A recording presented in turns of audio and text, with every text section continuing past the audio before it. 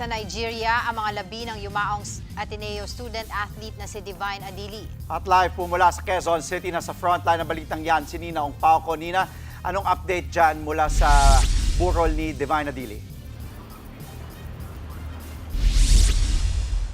Andre, Angela, nananatili pa rin dito sa Arlington Memorial Chapel ang mga labi ng yumaong Ateneo student-athlete na si Divine Adili. Inilipat dito ang kanyang mga labi matapos ang memorial mass at candlelight tribute sa Ateneo de Manila University kahapon. Binuksan din sa publiko ang burol mula alas 12 ng tanghali hanggang alas 8 ng gabi. Nakadisplay sa kanyang burol ang mga larawan, bulaklak, jersey, basketball shoes na yumaong manlalaro. Bumuhos ang pakikiramay mula sa kanyang mga teammates, kaibigan at mga kakilala.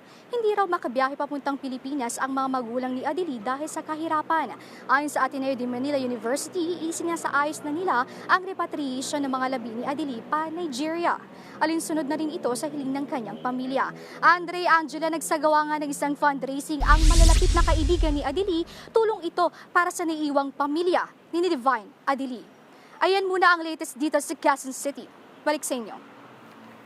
Maraming salamat, Nina Ongpauco. Mga kapatid, Angela Lagunsad Castro po para sa komprehensibo at makabuluhang balitaan at talakayan. Mag-follow at subscribe na sa social media pages ng News 5.